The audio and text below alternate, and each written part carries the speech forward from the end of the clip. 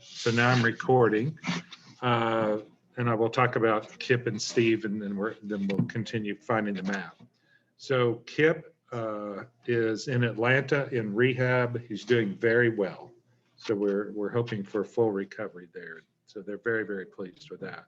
Steve Mahaffey went to Mayo's to try to get in a trial test. Apparently his physical tests were not up to the specs they needed. He's getting retested Tuesday, I believe. Hopefully his test will be good enough where he can get into the experimental program. So that's where we're waiting on them. So that's the update. So now we're going to go back to the maps. And so if you're in eyewitnessbible.org, then go to references. Hit the little blue button up at the top, and it'll throw you to references. And under the references, go to maps. It's the first reference is the maps, and then down to map 4. And you'll find it there. So I'm going to give just a minute and see. I can see people in class. I can see you guys on the screen. For those of you who are on the screen, if you don't have a map, I'm going to share screen in a minute so you'll be able to see it. But if you're in class, hopefully you have a map. And if you don't, then we'll go sit by somebody that has one. Probably is a good idea. So I'm going to go ahead and share screen. I haven't done this in a long time. Okay. Debbie, can you lead everybody see the share screen? Okay. So on the screen is the map of the land of the 12 tribes. And I'm going to go ahead and orient you to this map before we start into the chapter 1 of Judges. This is a standard American type map where north is up, south is down, east is to the right, west is to the left. So you have the countries on the map I'm looking at are in all caps, and I'm going to start with the countries around Israel. On the east side, you have Aram. Down below is Ammon, and then down below that is Moab and Edom. So those are the countries that surround Israel to the east. If you were to have another one, you would have the Amalekites, or Amalek would be down south, and then to the north would be Syria. Most of the purpose of this map is to show you how the 12 tribes were allocated land once they got into Israel, into the promised land. So we've been leading up to this for months and months. Down this almost down the very center of the map, you have the River Jordan, and the River Jordan comes down into, hopefully you can see the Sea of Galilee. Sea of Galilee is about 1/4 of an inch on this map. Then the River Jordan keeps going south and ends up in the Salt Sea or the Dead Sea. See, can everybody follow that? See the River Jordan? To the right or to the east of the River Jordan, you see East Manasseh, Gad, and Reuben. Those are the 3 tribes that had land on the east side of the Jordan River. Okay. Israel is on the east side of the Jordan River at this point in time. So you remember those were the tribes that led the Israelites when they conquered the west side of Jordan. Then they got to go back home. That's what we read about last week. On the west side of the Jordan River, then you have the other tribes. To the top, you see Asher and Naphtali. Eventually, what's going to happen is Dan is going to be even to the north of that, because Dan's not going to be able to take over their land. On this map, you see Dan down further south. Some of the key tribes that we'll be talking about are Benjamin. So Benjamin is at the top of the Salt Sea or the Dead Sea. In my map, it's orangey colored. You see it little bitty, that's Benjamin. And you will notice right by the B in Benjamin, if you have this side of the map, is where Jerusalem is. Okay, Jerusalem is right on the edge of Benjamin and Judah. And in fact, later that's going to be a big question, whether it's in Benjamin or Judah. Right to the west or left of Benjamin, that's where Dan is. And we're going to read Dan later in Judges. Dan is not able to take their land, and they're going to have to go find more land. Then to the south of that, you see Judah. Judah has a lot of land. That's what we're going to be mostly talking about today. And in the middle of Judah is Simeon. Okay, so Simeon looks like a bubble in the middle of that. When we get through with the book of Judges and we get it to the Kings, what's going to happen is Israel is going to split to the north half and the south half. Okay, we're going to have the northern kingdom and the southern kingdom. And we're going to spend a lot of time talking about the northern kingdom and the southern kingdom. So the northern kingdom is everything that is north of is Ephraim and north, and then the things on the east side of the Jordan River. That's going to be the northern kingdom. The southern kingdom is only going to consist of Judah and Benjamin. Now the question is going to be, what happens to Simeon? That's a really good question, and if you ask me, I will make up an answer. So here's the answer I'm going to make up, and I'll go ahead and give it to you now. I double checked it with Mitch, and he would make up the exact same answer, which is it appears that Simeon was kind of just assimilated into Judah over time. And so it kind of almost just disappears. But it's hard to know what happens to Simeon, because everything else would lead you to believe they're in the northern kingdom. But that land doesn't go to the northern kingdom. So it's hard to tell what happens. Once you have this map in your head, you'll start seeing things in scripture that maybe didn't make sense to you before. And so we will come back to this map many, many times, but today especially we're going to start with it. Okay, so but I promise you this will be a key map, and we'll have some others. One of the things that you could put in your head that just kind of give you a little topography, I'm not going to give you a lot, but if you start on the left side, you have the Great Sea or the Mediterranean Sea. Okay, when you come off of the Great Sea and you go east, you have the coastal plain. Okay, so that's a piece of flat plain, and at that time it was full of swamps. Okay, and it actually had crocodiles and alligators in it back in that period of time. It was a dangerous place. You had one trade route that came through the coastal plain from Egypt up to the north, and that was called by the way of the sea, or Via Maris. And we've talked about that before. So that's going to come up the coastal plain. Then you keep moving further east, you'll go into the foothills of the mountains. Then you go up to the mountains, and so you have a spine of mountains that's running down about halfway between the Jordan River and the coast. And that is where Jerusalem is on this spine, and it runs north-south. You come off of those and you go down to the Jordan River and into the Dead Sea. The Dead Sea is maybe the lowest place on the earth surface-wise. If it's not the lowest, it is close to the lowest. So you come down in the Jordan River Valley, you'll come back up the Jordan River Valley into the mountains that would split kind of the tribes on the east side. So you have the ocean, coastal plain, foothills of the mountains, down to the Jordan River Valley, up into the mountains again. So topography, it pretty well is just going north-south. And if you're in a car, you'll know it. You just know where you are all the time. The topography is really going to come into play over time. And we're going to see that already happening in chapter 1 of Judges when we get there today.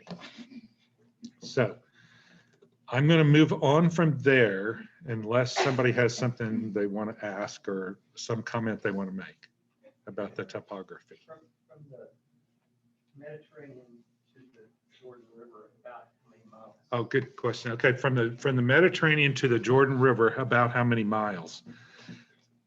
and we'll have to double check me on this, but I think of it as being about 60 miles. Think of it 60 to 80 miles. It's not very far. But I'm going to double check that and have a better answer, because I don't have a scale on this map. But you can go, if you were in a car really flying, you can get across Israel pretty quick from left to. Let's say in a car and the speed limit you're driving is probably 2 hours though, but they drive a lot slower and you have congestion going east to west. So I think of Israel, and I'll double check this again, so don't hold me to it until next week. I think of Israel as kind of being the useful part of Israel, neglecting the far south part, the Negev, as kind of being 80 miles east-west and about 120 miles to 130 miles north-south.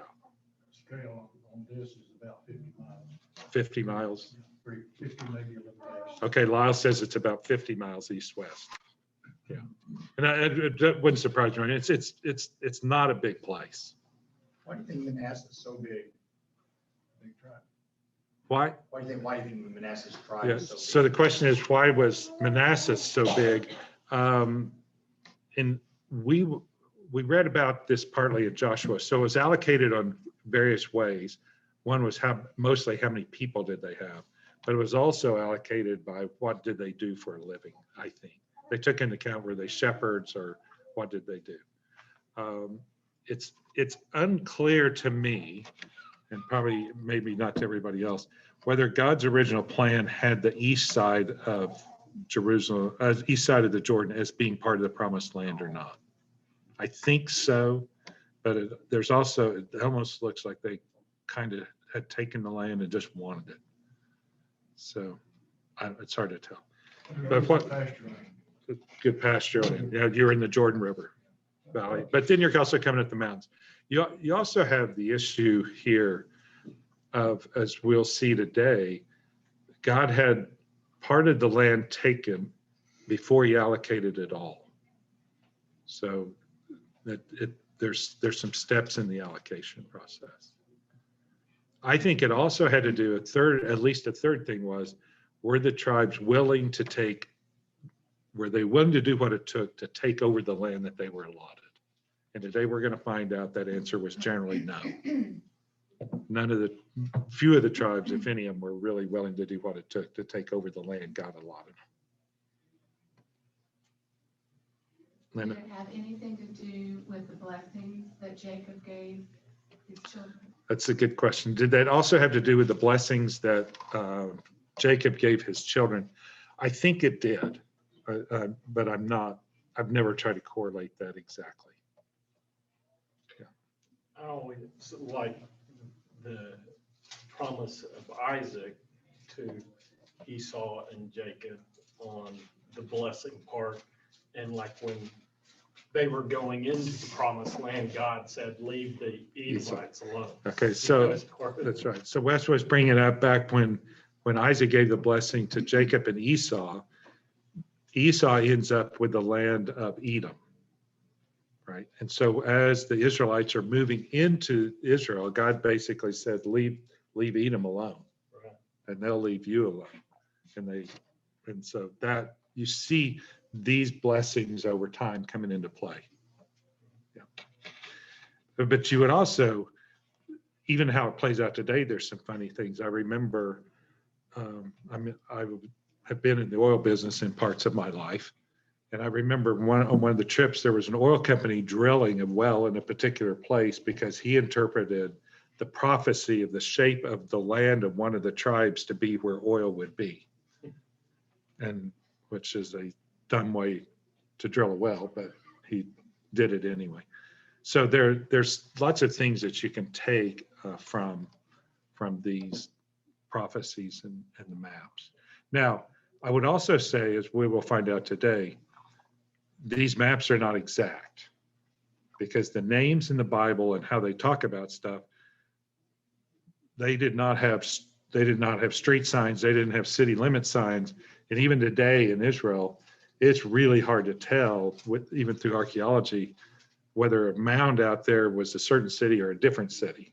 So, so keep in mind, these maps are very approximate on the borders and even where the cities are located. In fact, we're going to start today in the scriptures with not even knowing where the key city is. They're just guessing. So if you look at maps and they have one map of cities here and another map of cities somewhere else, don't be surprised, because they're just guessing. I have a question.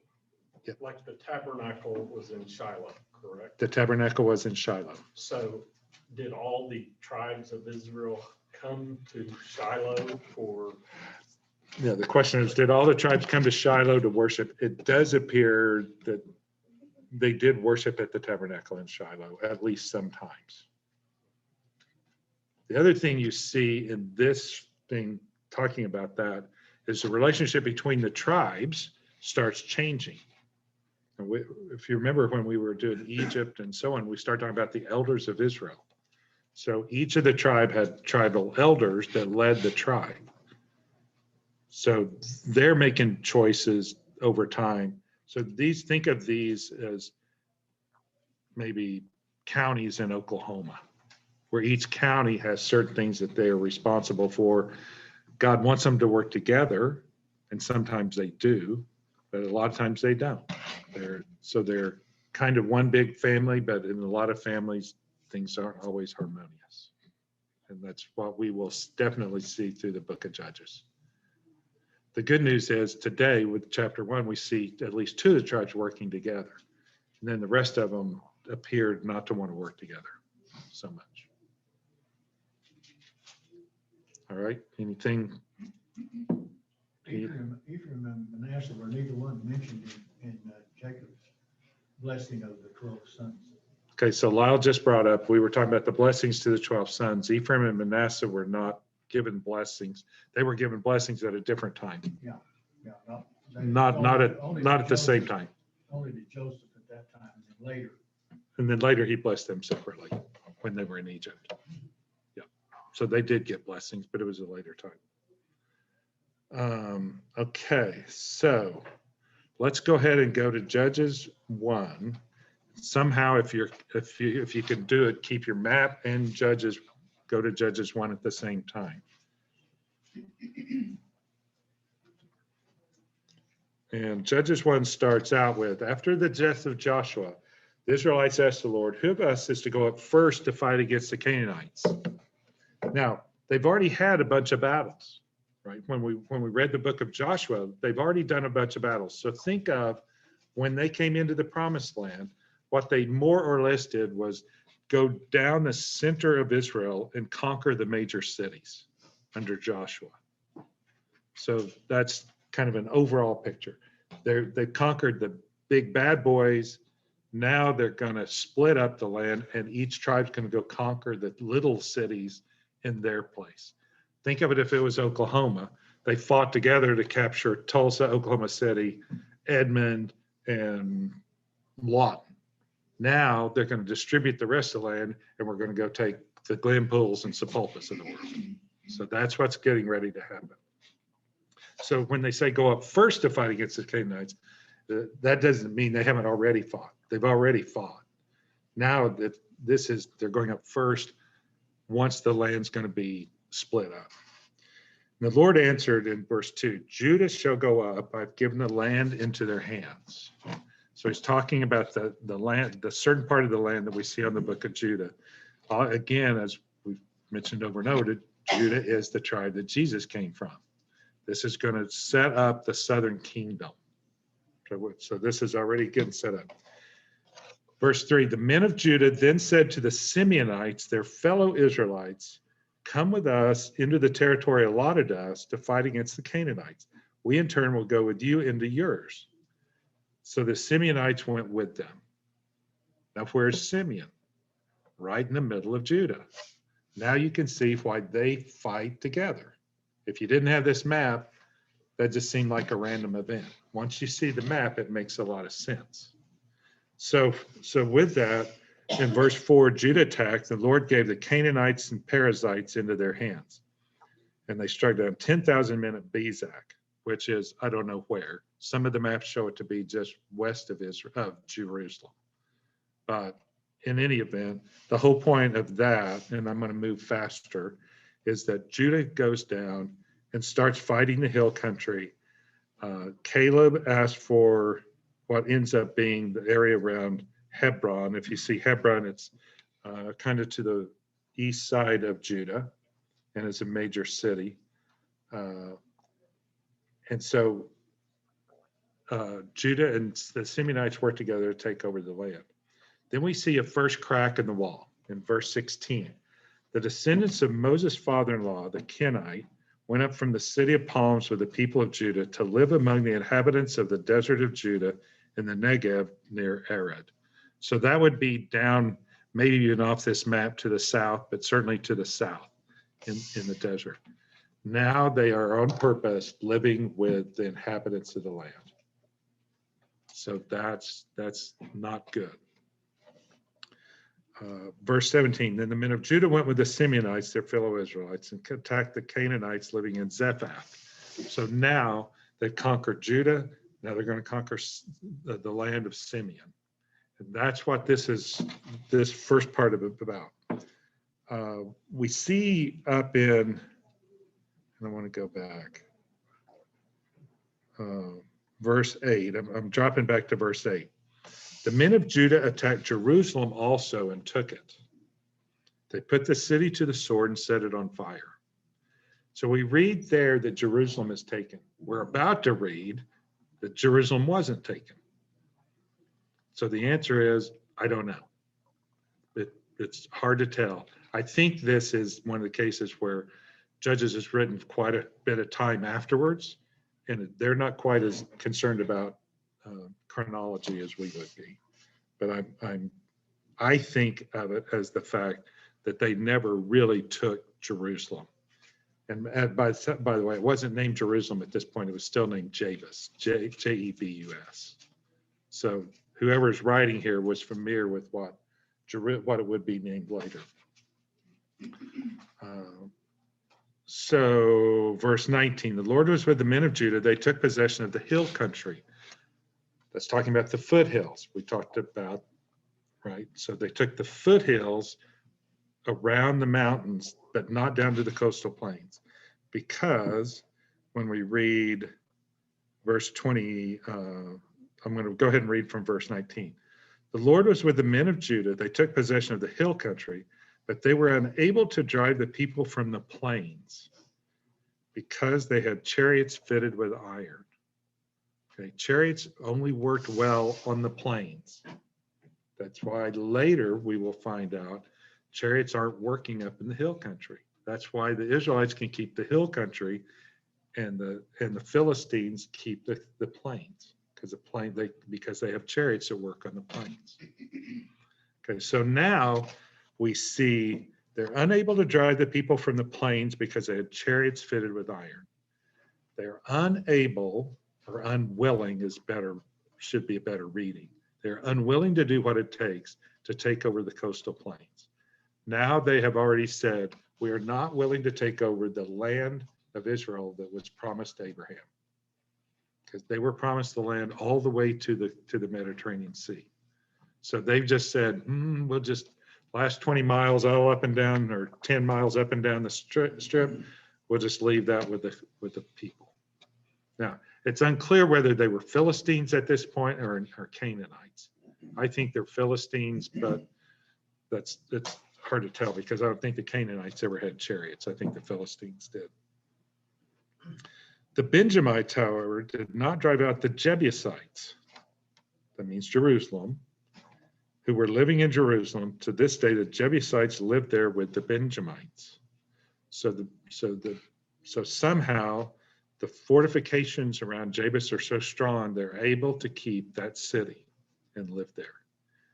We are not very shortly, in a couple of months, we're going to read about David having to take Jebus, because hundreds of years later, the Jebusites are still living among the Israelites. 1 Chronicles 11. 1 Chronicles 11. And one other place too. Clint? So some of the discussions that I have with Jude especially, you know, when we read about these Old Testament stories in these times, you know, it talks about God being with them in battle. And most of the time when it talks about God being with them, you don't read how many people died in Israel, you read how many people they killed. So the question has always been, were any of God's people dying when God was with them? And if so, in situations like this, why were they unable to go against iron chariots if God was with them? So Clint brought up two points is, one, if God was with them, how come they didn't or couldn't take over? And then the other point is, did any of the Israelites die in all these battles? One of the reasons that they specifically mention the iron-tipped chariots was because you're at the very beginning of when people were beginning to work with metal. So most of these battles were not with the weapons we're used to thinking about. They would have been wooden weapons or no weapons at all. Right? Probably, I think a lot of Israelites died. We do know in some battles where God wasn't with them that a lot of Israelites died. I don't think they were without bloodshed on the Israelite side. If you were to read Middle East history, ancient Middle East history, according to some of my books, it's very typical that when you talked about war, you talked about how we slaughtered the tens of thousands on their side and never talk about what happened to you. You always had complete victory. And that's what it appears to be here. I think the reality is typically in war, a lot of people die on both sides, even though God was with them. The other thing you notice also, I don't think in the book of Judges, very often it talks about utter destruction like it did in Joshua. Once they go to the separate tribes, they seem to be a lot more willing to quit quicker without the total destruction. There is a passage, and I can't remember where it's at, that talks about left-handed soldiers, And we'll get to that. which, But you have to wait on that because that's one of my favorites. okay, but they, you know, their fighting arm would have been, You have to wait. I'm sorry. You could just have to wait. We're not going there yet. All right, we're gonna move I on. think they lack, so. Hmm? In Judges, there's no designated leader. There's not. Okay. Yeah, so Jerry was just bringing up in Judges, there's no designated leader. It's exactly right, because they've allocated the land to the tribes, and each tribe has their elders that are their leaders. Yeah, but once Joshua's dead, there is no single leader for a while. But then we will start getting to the judges here in a little bit, and the judges seem to be at least regional leaders, if not for the whole nation. Yeah, but you're right. Once Joshua dies, they don't have one leader anymore. That's correct. Then we start seeing where we just read where Benjamin didn't take everybody out, Judah didn't take everybody out. Verse 27, but Manasseh did not drive out the people of Beth-shan or Tanakh or Dor or Iblim or Megiddo. Well, those aren't just little bitty towns. They're talking, these are some sizable places, and they're going to be even bigger, but they're already important towns. And why did they not? For the Canaanites were determined to live in the land. So basically what's happening is each of the tribes is supposed to totally subjugate their lands, drive out the inhabitants, and they don't. And sometimes they're leaving one city, sometimes they're leaving multiple cities. Now, they will also take many times, and this would be a perfect case. So I just read, the Canaanites were determined to live in that land. Next verse. When Israel became strong, they pressed the Canaanites into forced labor, but never drove them out completely. So it's like when I used to come home late from my curfew. Well, Mom, yeah, I didn't make quite 11 o'clock like I was supposed to, but I didn't do such and such, right? So that's what this looks like, is the writers making excuses. Well, they didn't do what they were supposed to do, but they did this. You know, they did second best. And it's going to beat them up all the way through. So the rest of the chapter keeps saying, Well, neither did Zebulun drive out the Canaanites living in Kitron or Nahab. So these Canaanites lived among them.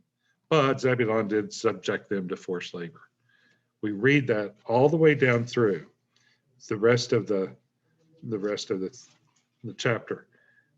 Tribe after tribe refuses to completely drive out the inhabitants of Canaan like they were supposed to. And what did Moses tell them was going to happen if they didn't do that?